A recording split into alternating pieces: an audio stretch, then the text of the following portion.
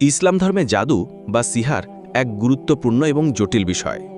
কুরআন ও হাদিসে এর অস্তিত্ব স্বীকার করা হয়েছে এবং একে একটি গুরুতর পাপ হিসেবে বিবেচনা করা হয়। আজকের ভিডিওতে কুরআন ও হাদিসের আলোকে জাদুর বিভিন্ন দিক নিয়ে আলোচনা করা হবে ইনশাআল্লাহ। ইসলামে জাদু বলতে এমন গোপন ও অলৌকিক কর্মকাণ্ডকে বোঝানো হয় যা শয়তান বা দুষ্ট জিনের সহায়তায় করা হয়। এর মাধ্যমে মানুষের ক্ষতি করা, সম্পর্ক নষ্ট করা বা কাউকে বিভ্রান্ত করার মতো কাজ করা হয়ে থাকে। জাদুবিদ্যা অর্জনের জন্য কুফরি, শিরক এবং বিভিন্ন পাপাচারের আশ্রয় নেওয়া হয়। কুরআন ও হাদিস অনুযায়ী জাদুর অস্তিত্ব বাস্তব। সূরা বাকারার 102 নম্বর আয়াতে হারুত ও মারুত নামক দুই ফেরেশতার কাহিনী উল্লেখ করা হয়েছে, যারা মানুষকে পরীক্ষার জন্য জাদু শিক্ষা দিত। এই আয়াত থেকে প্রমাণিত হয় যে জাদু বাস্তব, তবে তা আল্লাহর নিয়ন্ত্রণের বাইরে নয়। ইসলামে জাদুবিদ্যা শেখা, শেখানো এবং এর চর্চা করা কঠোরভাবে নিষিদ্ধ বা হারাম। এটিকে ধ্বংসাত্মক কাজ এবং কুফরির সমতুল্য হিসেবে গণ্য করা হয়। কুফরি কাজ। অধিকাংশ ইসলামিক পণ্ডিতের মতে জাদুবিদ্যা চর্চা করা কুফরি। কারণ হিসেবে বলা হয়, জাদু করা প্রায়শই শয়তানের উপাসনা বা আল্লাহর কালামের অবমাননা করে থাকে। ধ্বংসাত্মক পাপ। রাসূলুল্লাহ সাল্লাল্লাহু আলাইহি ওয়াসাল্লাম 7টি ধ্বংসাত্মক কাজের মধ্যে জাদুকে অন্যতম হিসেবে উল্লেখ করেছেন। ঈমান নষ্টকারী।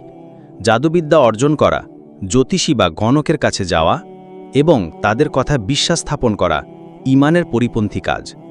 ইসলামে জাদুকে একটি মারাত্মক অপরাধ হিসেবে দেখা হয় এবং এর জন্য কঠোর শাস্তির বিধান রয়েছে।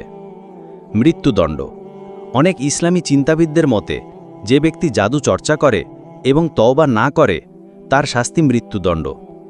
যদি জাদুর দ্বারা কারো মৃত্যু ঘটে, তাহলে প্রতিশোধ হিসেবে জাদুকরকে হত্যা করা হতে পারে। ক্ষতিপূরণ। যদি জাদুর কারণে কেউ ক্ষতিগ্রস্ত হয় এবং তা আদালতে প্রমাণিত হয়, তাহলে জাদুকরকে সেই ক্ষতির জন্য ক্ষতিপূরণ দিতে হবে। জাদু থেকে বাঁচার উপায়। ইসলাম জাদু থেকে রক্ষা পাওয়ার জন্য বিভিন্ন উপায় বাতলে দিয়েছে। এর মধ্যে প্রধান হল আল্লাহর উপর পূর্ণ বিশ্বাস স্থাপন করা এবং নিয়মিত দোয়া ও কুরআনের আয়াত পাঠ করা। কুরআনের আয়াত পাঠের মাধ্যমে আয়াতুল কুরসি, সূরা ফালাক, সূরা নাস এবং সূরা ফাতিহা পাঠের মাধ্যমে জাদু থেকে সুরক্ষা লাভ করা যায়। রাসূল সাল্লাল্লাহু আলাইহি ওয়াসাল্লাম নিজেও এসব আয়াতের মাধ্যমে চিকিৎসা করতেন। ঝাড়ফুঁক বা রুকিয়া। ইসলামে বৈধ ঝাড়ফুঁক বা রুকিয়ার মাধ্যমে জাদুর প্রভাব থেকে মুক্তি পাওয়ার উপায় রয়েছে। এটি কুরআনের আয়াত ও দোয়া পাঠের মাধ্যমে করা হয়। জাদুকর ও জ্যোতিষী সম্পর্কে সতর্কতা। ইসলামে জাদুকর, গণক বা জ্যোতিষীর কাছে যাওয়া এবং তাদের কথায় বিশ্বাস করাকে কঠোরভাবে নিষেধ করা হয়েছে। রাসূল সাল্লাল্লাহু আলাইহি ওয়াসাল্লাম বলেছেন, যে ব্যক্তি কোনো গণক বা জ্যোতিষীর কাছে গিয়ে তার কথা বিশ্বাস করল, সে মুহাম্মদ সাল্লাল্লাহু আলাইহি ওয়াসাল্লামের উপর যা অবতীর্ণ হয়েছে কুরআন, তা অস্বীকার করল। সুতরাং ইসলামে জাদু একটি বাস্তব ও নিষিদ্ধ বিষয়, যা মানুষকে শিরক ও কুফরির দিকে ঠেলে দেয়।